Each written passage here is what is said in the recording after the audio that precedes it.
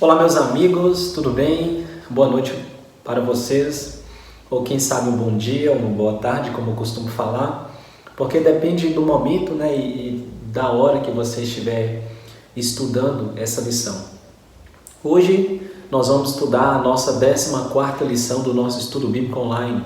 Vamos estudar a lição 14 do nosso estudo, Jesus, restaurador da vida, tá bom? Hoje vamos falar sobre Jesus e a fidelidade, ok? Você, mais uma vez, como sempre, é o meu convidado especial para juntos debruçarmos sobre a Bíblia Sagrada e escutar a voz do Senhor falar profundamente ao nosso coração. Mas eu convido você a fechar os seus olhos e antes de começarmos a ler a Bíblia Sagrada, nós vamos fazer uma oração pedindo que o Senhor possa nos abençoar e também nos fazer compreender o que vamos ler aqui, ok? Vamos ler então? Vamos orar? Querido Deus, nesse momento, Senhor, é um momento muito importante, no qual convidamos a Ti para ser o nosso professor, que nos ilumine com a Tua graça e poder e ajude-nos a compreender a Tua verdade, Pai, em nome de Jesus. Amém. Muito bem, vamos aqui começar a estudar a nossa lição, a nossa 14ª lição, nossa lição 14 do nosso estudo bíblico. E eu queria começar com uma pergunta muito importante. Uma pergunta que aparentemente pode servir para a minha e a sua reflexão nesse momento, ok? Então, qual deve ser a prioridade da nossa vida? Por que eu falo nossa? Porque eu estou me incluindo entre você e esse estudo nesse momento. Qual deve ser, sendo aqui agora uma forma bem específica, mais direcionada, qual deve ser a prioridade da sua vida? O que deve ser prioridade para você? O que deve estar no topo das suas listas de afazeres? Você entendeu a pergunta? Então nós vamos lá em Mateus, capítulo 6, verso 33. E aí a gente vai entender qual deve ser a sua, a minha e a de todas as pessoas. Qual deve ser a nossa prioridade número 1? Qual deve ser a nossa prioridade? Mateus capítulo 6, versículo 36, vai ser o nosso guia nesse momento. Então, mais uma vez, e eu repito isso aqui porque é muito importante, você precisa pegar a sua Bíblia, tá bom? Pega a sua Bíblia que você tem na sua casa, abra em Mateus capítulo 6, e você vai ler comigo o versículo 33, ok? Diz assim, eu vou ler aqui, por favor, me acompanhe aí. Mas busquem em primeiro lugar o reino de Deus e a sua justiça, e todas estas coisas lhes serão acrescentadas. Preste bastante atenção no que o texto está dizendo, ok? Olha só. Busquem em primeiro lugar. Aqui não está dizendo em segundo lugar, em terceiro lugar, em quarto ou quinto e seja qual for o lugar. Aqui está dizendo que é para buscar o reino de Deus em primeiro lugar. E o que significa, Adriel, buscar o reino de Deus em primeiro lugar? Já explico para você. Buscar o reino de Deus em primeiro lugar significa colocar Deus como prioridade. Como colocar Deus como número 1 das suas listas de afazeres. Você precisa priorizar Deus e as coisas sagradas dele. Então, já temos aqui a resposta para a nossa primeira pergunta. Qual deve ser a prioridade da sua vida? Na sua vida, você deve priorizar Deus e as coisas que vêm de Deus, o reino dos céus. Você entendeu bem? Então, a sua prioridade deve ser Deus. Se a sua prioridade está sendo Deus, muito bem, tudo certo, tudo beleza. Mas se a sua prioridade não está sendo Deus, o meu conselho para você é que a partir de hoje, a partir de agora mesmo, você venha priorizar Deus na sua vida. Porque isso vai ter resultados eternos para com a sua vida e a sua família. Tá bom? Então, a primeira pergunta: qual deve ser a sua prioridade? A sua prioridade deve ser o reino dos céus, o reino de Deus, deve ser o nosso Deus, ok? Vamos aqui para a nossa segunda pergunta. Em última instância, graças a quem obtemos nossos bens? Olha só, essa aqui é uma pergunta importante, assim como a pergunta anterior. Você precisa prestar atenção em cada uma delas, tá bom? Ou seja, graças a quem você tem as coisas que estão na sua casa? Graças a quem você tem o seu trabalho, você tem a sua família, você tem os filhos, você tem aí a sua casa, para alguns tem o seu carro, para outros tem a sua moto e bicicleta e etc, e etc. Ou seja, independente se você é casado ou solteiro, alguma coisa você tem aí que te pertence, alguma coisa que é sua, que você conseguiu. E a pergunta é, graças a quem você tem as suas coisas? Graças a quem você conseguiu ter os seus bens materiais? Graças a quem? Será que foi graças ao seu trabalho, à sua inteligência, o poder do seu braço, a sua força? Ou foi graças a Deus?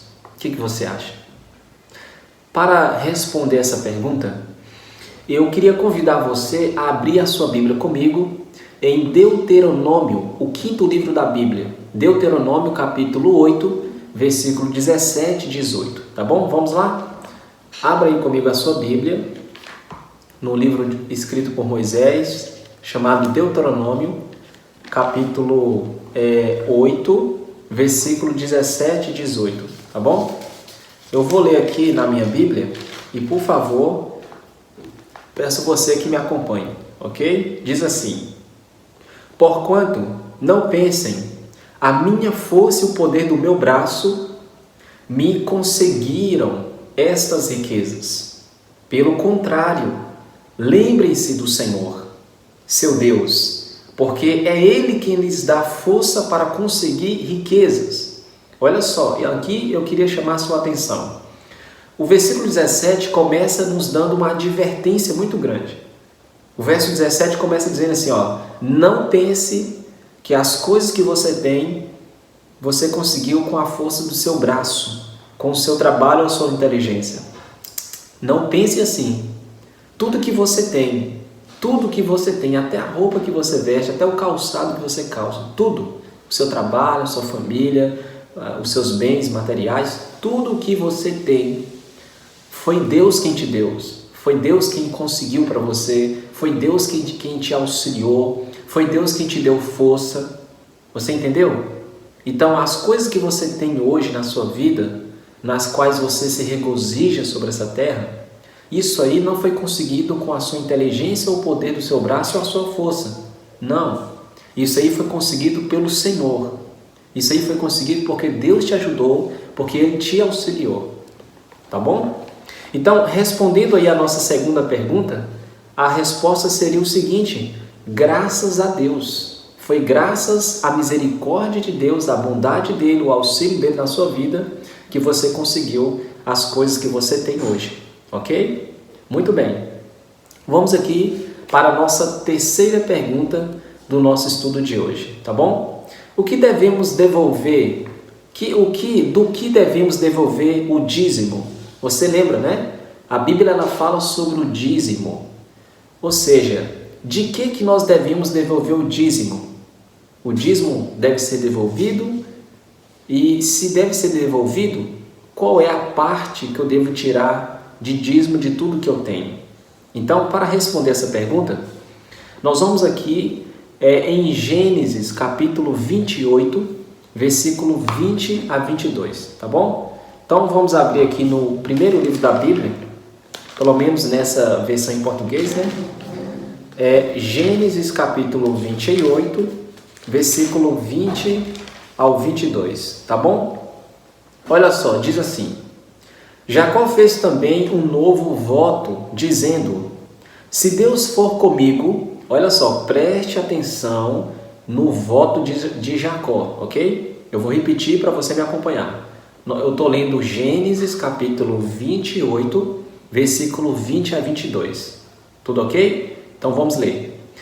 Jacó fez também um voto, dizendo: se Deus for comigo e me guardar nessa jornada que empreendo, e me der pão para comer e roupa para me vestir, de maneira que eu volte em paz para a casa de meu pai, então o Senhor será o meu Deus, Olha só o verso 22, hein? O verso 22 está a nossa resposta.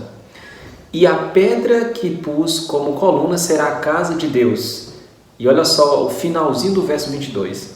E de tudo que me concederes, e de tudo que me dá, e de tudo que eu conseguir, certamente te darei o dízimo. Olha só o que Jacó fez. Jacó, eu vou parafrasear o que Jacó falou aqui para você entender melhor. Jacó, ele estava em uma fuga, estava fugindo do seu irmão Esaú, estava indo para a terra do irmão da mãe dele, que era a mulher na qual ele precisava seguir e obedecer. Então, Jacó falou o seguinte: Senhor, se o Senhor me abençoar, se o Senhor for comigo, se o Senhor cuidar de mim e das minhas necessidades, de tudo que eu receber, eu vou tirar o dízimo do Senhor. Você entendeu? Então, a resposta para a nossa pergunta foi: de que devemos devolver o dízimo? Nós devemos devolver o dízimo do Senhor de quê? E a resposta é: devemos devolver a 10ª parte de tudo que nós conseguimos. A 10ª parte.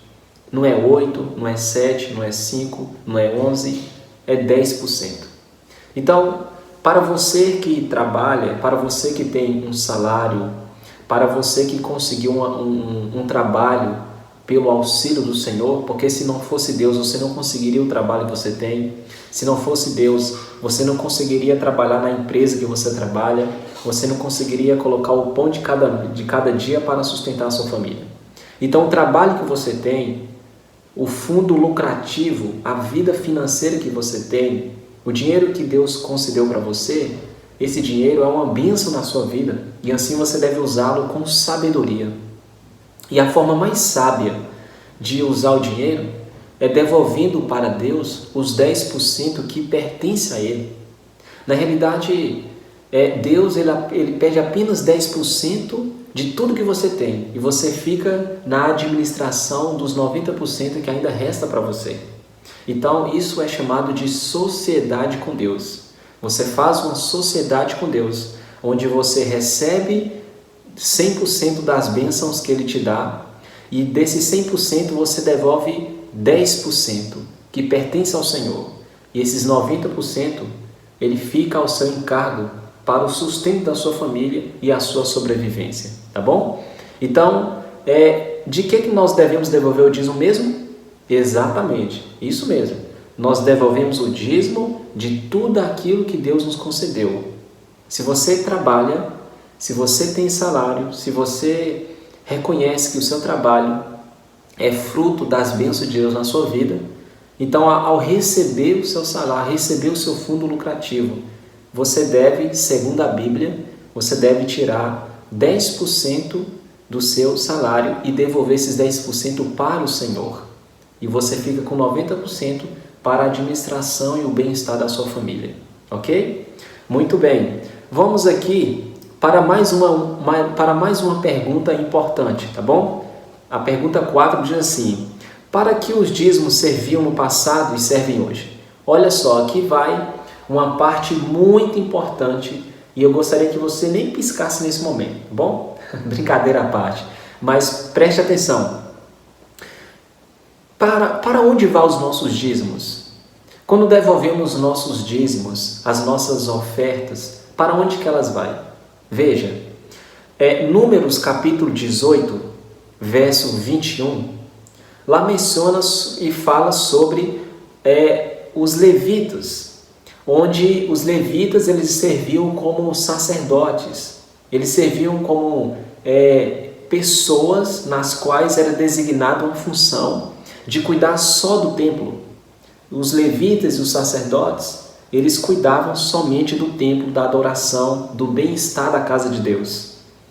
E os dízimos que os povos de Israel devolvia a Deus, servia para a manutenção desses sacerdotes e para a manutenção desses levitas, nos quais eles ganhavam parte dessas ofertas e dízimos para sobreviver, porque eles não tinham nenhum outro trabalho. Então, da mesma forma, seguindo essa cronologia, essas dicas e alternativas da Bíblia, Hoje, quando você devolve o seu dízimo, você está ajudando as pessoas que trabalham na obra de Deus a avançar com a obra de Deus, apressando assim a volta de Jesus. Semelhantemente, quando você também devolve o seu dízimo, você está colaborando para o bem-estar da casa de Deus, para o bom funcionamento, para que você esteja em um ambiente onde você se sinta bem, onde você se sinta bem acomodado. Então, o seu dízimo vai para a manutenção da casa de Deus e para a manutenção da obra de Deus, para que mais missionários sejam enviados, de forma que eles possam ser usados por Deus a proclamar a mensagem a todo mundo, até que Jesus volte. Não é interessante saber disso? Então, quando nós recebemos o nosso salário, quando nós devolvemos o dízimo de tudo aquilo que Deus nos concedeu, nós não só estamos adorando o Senhor, mas nós não apenas adoramos o Senhor quando devolvemos o dízimo, melhor dizendo, mas também nós ajudamos na obra de Deus. Isso significa que não estamos sendo egoístas, mas significa que estamos levando a obra de Deus avante como bons missionários e bons dizimistas. Você entendeu? Outra coisa, Malaquias capítulo 3, versículo 10, lá fala que o dízimo do Senhor, ele provê a manutenção da casa do Senhor. Ele provê também o bem-estar da casa de Deus. Ninguém quer congregar em um lugar que não está ali aguentando as pessoas dentro, em um lugar que está caindo, em um lugar onde está tudo quebrado. Deus quer que os seus filhos fiquem em lugar onde eles se sintam bem. E principalmente a pessoa de Deus deve estar em um lugar onde o templo seja um templo agradável. Então o dízimo que você devolve, os 10% que você tira, ele vai para o bem-estar da obra de Deus e vai para a manutenção da casa do Senhor. Você entendeu? Então, um outro texto que é 2 Coríntios 9, verso 7, lá fala que quando nós devolvemos o dízimo, devemos devolver com gratidão e com generosidade, porque fazendo assim, nós estaremos ajudando o Senhor. E também podemos notar que ao devolver a nossa oferta, nós precisamos devolver com honestidade, com gratidão e para o bem-estar da obra do Senhor, tá bom? Agora, já entrando nesse campo aqui da oferta, para que servem as ofertas, né? Nós falamos um pouco do dízimo. O dízimo, ele ajuda na manutenção da casa do Senhor e ele ajuda também na propagação do Evangelho, para que os missionários do Senhor eles sejam sustentados em determinado momento e tempo, para que a obra de Deus avance cada vez mais. O seu dízimo serve para isso. E agora, a sua oferta. A sua oferta, de acordo com Êxodo, capítulo 35, verso 29, lá fala que ela serve para suprir as necessidades da obra de Deus. Então, a obra de Deus tem necessidades amplas, grandes. E quando você devolve a sua ofertinha na salva, quando ela está passando diante de você, ali, e quando você coloca a sua ofertinha na casa do Senhor, essa oferta ela vai suprir alguma necessidade da obra do Senhor. Talvez um material que precisa ser impresso para a distribuição, talvez a sua oferta vai ajudar na impressão de um folheto, para que esse folheto seja distribuído e que esse folheto sirva de um convite para convidar alguém para um momento ou um evangelismo onde as pessoas possam ser alcançadas. A sua oferta vai ajudar nesses projetos missionários, em projetos e eventos onde a missão alcança as pessoas. Então, por isso que é importante você não só dizimar, mas ofertar também. Uma outra coisa, 1 Crônicas, capítulo 29, verso 9 a 16, diz que a sua oferta, ela expressa gratidão ao Senhor. Então, quando você devolve a oferta a Deus, você está dizendo assim: Senhor, eu estou devolvendo essa oferta como um símbolo da minha gratidão por todas as bênçãos que o Senhor tem derramado na minha vida, que o Senhor tem colocado em minha casa, que o Senhor tem feito na minha vida. Você entendeu? Então, quando você devolve o dízimo, você demonstra gratidão, você demonstra fidelidade para com o Senhor, que você tem compromisso com a obra de Deus também. E quando você devolve a sua oferta, você também demonstra gratidão, humildade, você demonstra que a obra de Deus é importante para você e, portanto, você está sendo generoso para com Deus, você também está sendo bondoso e fiel. E, além disso, a sua oferta demonstra a sua preocupação em ser grato a Deus e em auxiliar o Senhor na obra que devemos fazer, ok? 2 Coríntios, capítulo 9, verso 7, fala que a oferta ela deve ser devolvida com gratidão e com generosidade. Você nunca pode devolver o seu dízimo e a sua oferta com um aspecto de tristeza, com um profundo pesar. Nossa, vai faltar, mas eu vou devolver, eu não poderia devolver, mas eu tenho que devolver porque a Bíblia diz que tem que devolver. Não, não é bem assim. Se você for devolver a oferta, o dízimo, com aperto no coração, com aquele sentimento de tristeza, sabe, profundo em seu coração, então não devolva se for devolver assim. Devolva o seu dízimo e a sua oferta conforme a Bíblia diz. A Bíblia diz que a oferta e o dízimo devem ser devolvidos com alegria, com aspecto de gratidão a Deus, sabe? Quando você está grato a Deus, você quer demonstrar essa gratidão para o Senhor e você devolve o dízimo assim, é dessa forma que deve ser devolvido. Isso Deus vai aceitar com gratidão, Deus vai aceitar como símbolo da sua fidelidade, do seu amor por Ele, ok? Agora, aqui indo para a nossa última pergunta, que já é a nossa pergunta 6, o que Jesus ensinou sobre o dízimo e as ofertas? Então nós vamos ver 2 versículos aqui e vamos ver o que Jesus falou a respeito dos dízimos e das ofertas, ok? Mateus capítulo 23, versículo 23. Eu vou abrir esses 2 textos aqui para a gente ler juntos. Então, abra comigo a sua Bíblia em Mateus capítulo 23, versículo 23, tá bom?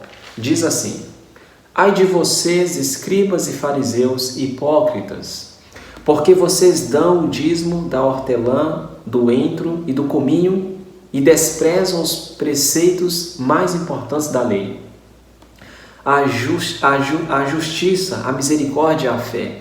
Mas vocês deviam fazer estas coisas sem omitir aquelas. Então, o que Jesus nos ensina aqui sobre o dízimo e sobre a oferta? Preste atenção, essa parte aqui é importante, tá bom? O que Jesus nos ensina sobre o dízimo e sobre a oferta? Olha só, Jesus ensina que os preceitos mais importantes não anulam o dízimo. Às vezes você quer ser bondoso com aquela pessoa, com aquela outra, você demonstra fé, faz uma oração aqui, uma oração ali, mas nada disso pode te impedir de devolver o dízimo e a oferta.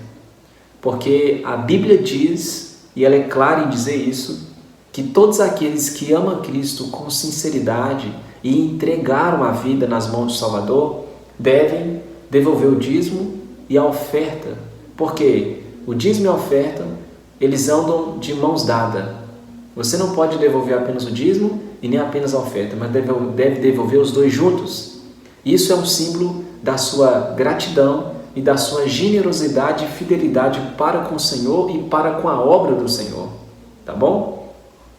O que mais que Jesus nos ensina sobre o dízimo e a oferta? Marcos capítulo 12, versículo 41 a 44. Vamos abrir aqui? Marcos capítulo 12, versículo 41 e 44, ok? Vamos abrir aqui.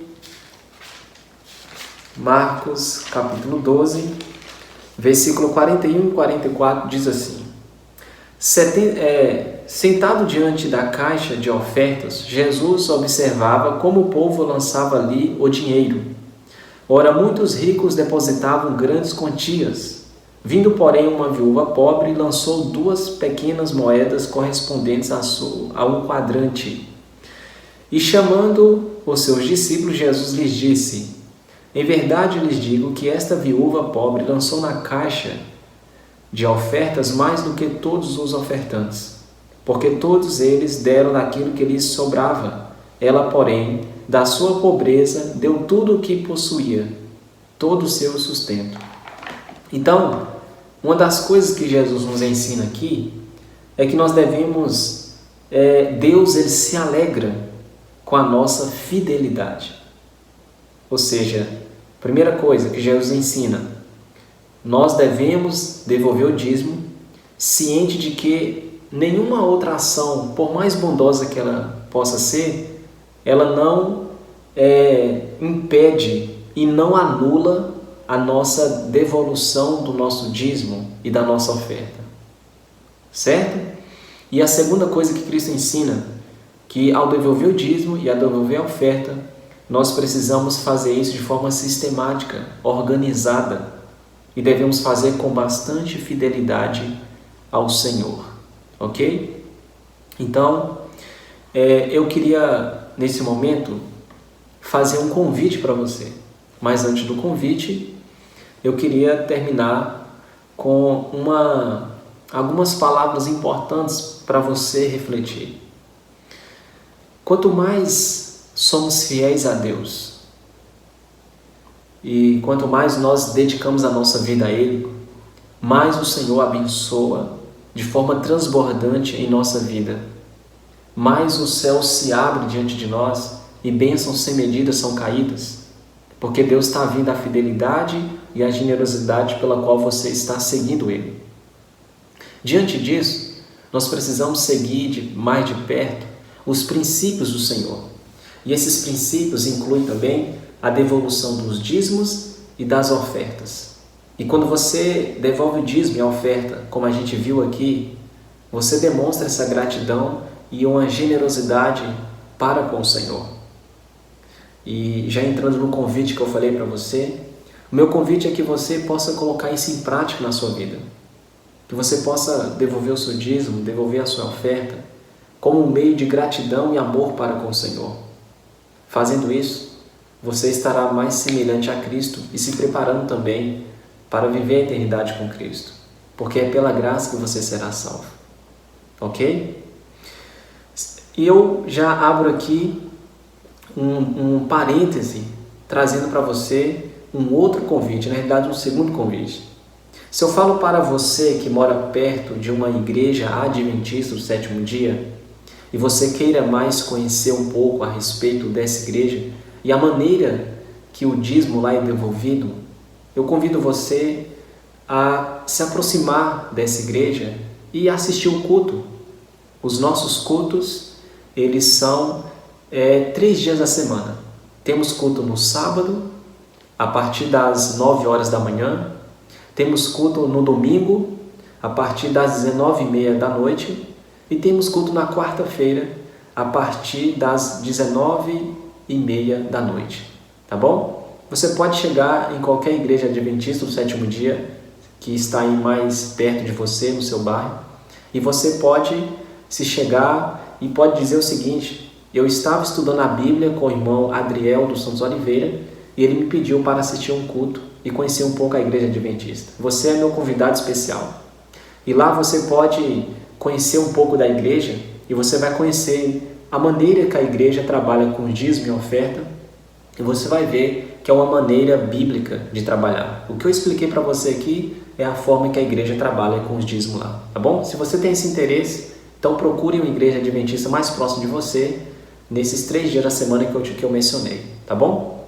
E para finalizar, eu convido você a pensar bem e analisar que tudo que você tem pertence ao Senhor e, portanto, é do desejo do Senhor e é o desejo que Ele quer para você, que você seja um dizimista fiel e um ofertante fiel, ok? Se você deseja isso para a sua vida, se você deseja fazer essa sociedade com o Senhor, sendo um ofertante e um dizimista fiel a Deus, eu convido você a fechar os seus olhos e orar comigo. Querido Senhor, muito obrigado por nos conceder a Tua graça e o perdão dos nossos pecados. Abençoe esse meu amigo e minha amiga que ouviu essa mensagem e que pretende ser fiel e generoso para contigo. Que o Senhor a ajude onde estiver, em nome de Jesus Cristo. Amém. Que Deus te abençoe, um grande abraço e olha, qualquer dúvida em relação a essa lição e as lições que a gente já teve até aqui, as lições anteriores, você tem o meu contato lá no grupo, no nosso grupo de estudo. Você pode pegar o meu contato e envia uma mensagem no meu WhatsApp que eu estarei à disposição para te ajudar e para sanar suas dúvidas, ok? Então, até a nossa próxima lição, um grande abraço e que Deus te abençoe.